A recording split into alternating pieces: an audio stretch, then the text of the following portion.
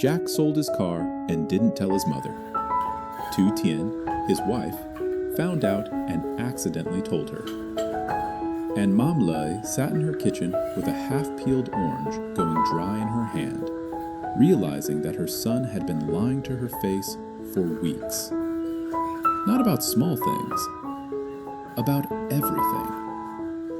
What she didn't know yet, what she wouldn't find out until much later, was that while she sat there falling apart, Jack was standing alone in a pomelo orchard under a brutal noon sun, cutting branches with a knife, building a future he hadn't told anyone about. And Tu Tien, the girl who used to have nothing, no home, no family, no name anyone remembered, was already planning how to hold all three of them together on vegetable money and stubbornness. This is what happened that day. You have to understand something about Mom Ly. In the Vietnamese countryside, people don't call her by her first name. They call her Mom Ly, Mẹ Ly, because that's how it works out there. You become your child. Your identity is your kid's name. And she wore that name like it was the only title she ever needed. She never had much. The hard years, she doesn't talk about them, and nobody asks. But you can see the residue of those years in the way she handles money. She folds bills in half and tucks them into a cloth wallet. She buys fruit for her children before she buys food for herself. When she lends money to neighbors, and she does, small amounts, here and there, to people who are worse off, she says, "Pay me back whenever you can," even when she needs it by next week. Jack is her life's work. Everything she endured was so this kid could have something different. And Jack delivered. He built a company. He bought that car. He took care of her. Medicine for her shoulder, groceries, phone calls every few days. He'd sit at her table and say, "Mom, I've got it handled. Don't worry about anything." She believed him. Every time. Here's the thing about a mother who believes her son. She's not being stupid. She's being merciful to herself. Because if Jack says he's fine and she accepts that, then the world still makes sense. Her sacrifice paid off. Her son is okay. She can sleep at night. But if Jack is not fine, if Jack is drowning and smiling at the same time, then what was any of it for? That's the question she was sitting with, alone in her kitchen, with orange peel stuck to her fingers, and a feeling in her chest she couldn't name. Tu Tien, Jack's wife, hadn't meant to blow everything open. She'd been talking about her day the way she always does. Bright, steady, no drama. She'd harvested pumpkins and zucchini at dawn, hauled them to the nearby market on foot. Jack bought her a bicycle, but she's too scared to ride it, so she walks. She sat in the heat for hours selling produce. Zucchini at 25,000 dong a kilo. Green pumpkin at 12,000. Loofah at 25,000. She called out to every person who walked past. She made change from a plastic bag of small bills. She sold everything. Then she bought some oranges, 2 kilos of pork fat, and went to visit her mother-in-law. This girl, and she's young enough that girl still fits, had no family before Jack. No home. No one waiting for her anywhere. She doesn't say this with pity. She says it the way you'd state your shoe size. A fact. Done. When you ask Tu Tien how she feels about her life now, waking up at 4 a.m., farming in the dirt, selling vegetables for pocket money while her husband drowns in bank debt, she says, "Compared to before, I'm so lucky, Mom. Lucky. She calls kneeling in a field at sunrise lucky, because she has a roof, a husband who respects her, and a mother-in-law who treats her like a daughter. That's the bar. That's what lucky looks like when you've come from nothing. So when she mentioned the car, she wasn't trying to reveal a secret. In her mind, it was already processed, already filed away. Jack sold the car to deal with the bank. Okay, next problem. She's wired that way. Forward. Always forward. But Mom Ly is not wired that way. Mom Ly is wired to hold things, to sit with them, to turn them over in her mind until they cut her. When? She asked. Her voice was flat. When did he sell it? A few days ago, Mom. He didn't tell me. The kitchen got quiet. Tu Tien put her glass down. Her face shifted, just a little, just around the eyes, and you could see the moment she understood what she'd done. She hadn't just shared news. She'd handed this old woman a grenade. Mom Ly went backward. She couldn't help it. Her mind started flipping through the last few weeks like someone pulling receipts out of a drawer, reading each one, looking for what she missed.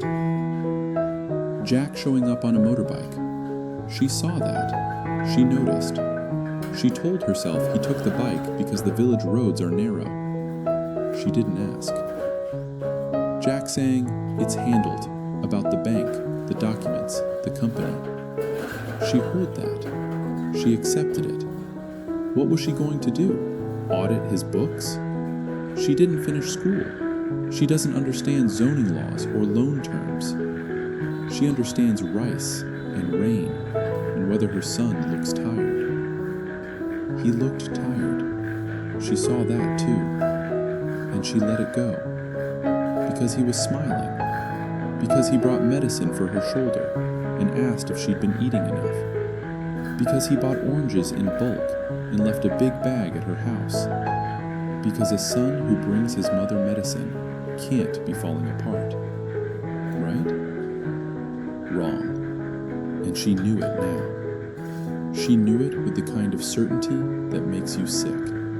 The kind where you realize you weren't fooled by a stranger. You were fooled by the person who loves you most.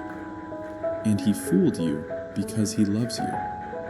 And you let him fool you because you love him back. And all that love stacked up just meant that nobody said the truth out loud until it was too late to do anything about it. She put the orange down. She pressed her hand against her mouth. She said through her fingers, "I was so careless. My own son. How did I not see it?" Tu Tien grabbed her arm. "Mom, stop. Jack would never blame you. He kept it from you on purpose. Because this, right here, this is exactly what he didn't want you to feel." "But I can't do anything." Her voice cracked on the word anything. "I'm old. I can't help him." "You're here. That's enough." "It's not enough." "It's enough for him." They sat like that for a while, an old woman and a young one crying into her hand, the other holding her arm. No blood between them, no shared last name. Just the kind of bond that gets built when two people decide, separately, that they'd rather break themselves than let the same man break alone. Mom Ly wiped her face. She told Tu Tien, "Stay close to Jack. Be his strength. He won't ask for it. You know how he is. But be there anyway." Tu Tien nodded. "Mom, before I met you and Jack, I was just a girl with nothing. Now I have a family. Whatever happens, we're not going back to nothing. I won't let that happen." She left an hour later. walking down the road with a bag of pork fat and oranges, heading home to cook rice and wait for a husband who was somewhere out there trying to rebuild the world without telling anyone it had fallen down. And here's what guts you about this story. Everything I just described, the crying, the guilt, the two women holding each other in that kitchen, Jack doesn't know any of it happened. And everything I'm about to describe, Jack's day, what he did, where he went, what he's planning, his mother doesn't know any of it either. Two people who love each other more than they love themselves, and they're both suffering alone, in separate rooms, on the same afternoon, and neither one picks up the phone. While his mother sat in that kitchen learning he'd sold the car, Jack was standing in a pomelo orchard, alone. Noon heat, the kind of sun that makes your shirt wet in 10 minutes. He had a pruning knife, and he was cutting side branches off trees. Small, careful cuts, because he'd read online that you have to remove the secondary growth so the main trunk pushes nutrients into the fruit. He wasn't trained for this. He was learning on the job, tree by tree, mistake by mistake. Before the orchard, he'd called a friend named Ly to ask for a loan. Short term, just to bridge the gap. Ly said, "Sorry, just took a delivery. Capital's locked up. Can't help right now." Jack said, "Okay." Hung up. Went back to the trees. No anger, no self-pity. He didn't sit down and put his head in his hands. He picked up the knife and kept cutting. Because that's who Jack is. He doesn't process problems by feeling them. He processes them by working through them. Literally, physically, with his hands, in the dirt, under the sun. Later that day, riding his motorbike, because there is no car anymore, he stopped for water at a roadside stand, and he ran into Tuen. Tuen was an old classmate, left a city career, came back to the countryside, and turned 10 hectares into a real agricultural business. Pomelos, Buddha's hand citron, custard apple orchards, 1,000 trees, fish ponds, chickens. The guy was pulling in billions of dong a year off land that most people would have called worthless. Jack asked to see the garden. Tuen took him through the whole thing: seedling selection, spraying schedules, and pollination techniques. You take a powder brush, Tuen said, like the kind women use for makeup, and you transfer pollen from one flower to another. 25 to 30 workers for a single hectare during pollination season. A good Buddha's hand citron sells for 300,000 dong at Tet. Each custard apple tree yields 30 to 40 kilos twice a year at 35,000 to 40,000 dong per kilo. Jack asked questions the entire time. Quiet, focused questions. The kind of questions you ask when you're not making small talk, when you're mapping an escape route in your head. He never mentioned the car, never mentioned the bank, never mentioned Ly turning him down that morning.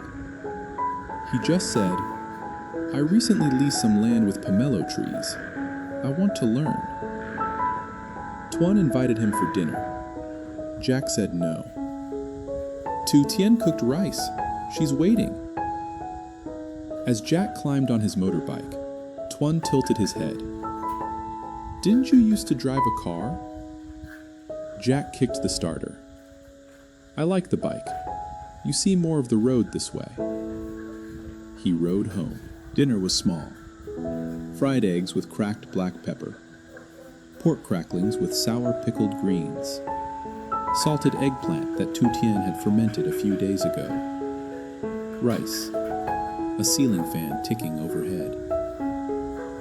She gave him rice. He gave her soup. They talked about Tuen's orchard, about maybe raising chickens, about bamboo and chicken coops, and the price of eggs at the local market.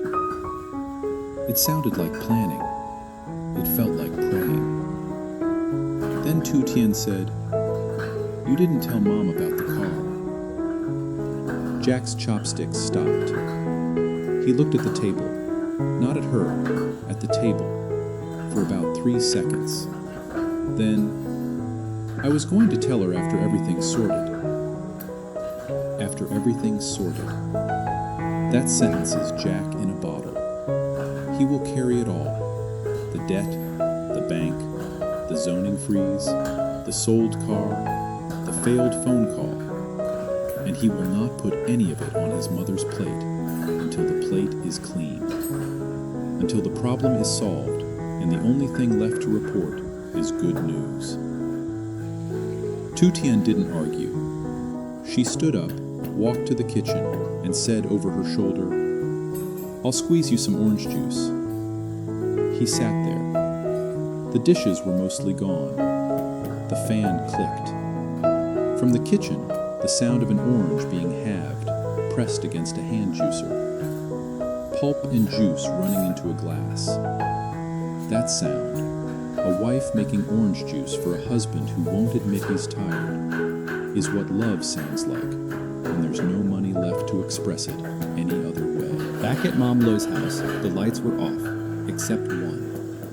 The oranges Tu Tien brought were sitting on the table. One of them was half peeled, abandoned when the world shifted, and the white pith had started to dry. The old woman picked it up, ate one section, wrapped the rest, and put it in the cupboard. She doesn't waste food. She's never wasted food. When you've gone hungry, you don't throw away a half-peeled orange. You save it for morning. She thought about calling Jack. She picked up the phone, held it, and set it back down. What would she say? "I know about the car?" Then he'd know Tu Tien told her, and he'd feel guilty for not telling her himself. And she'd feel guilty for making him feel guilty, and the whole thing would just become another knot that nobody knows how to untie. So she didn't call. She got up, cleared the orange peels from the table, wiped the surface down, rinsed the rag, wrung it out, hung it on the hook by the sink.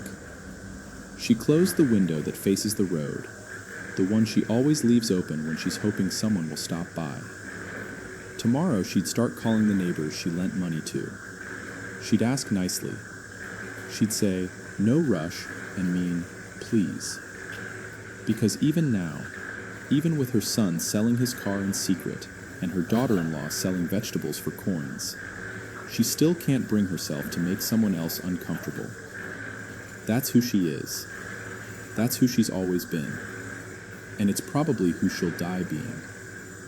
She turned off the last light and went to bed.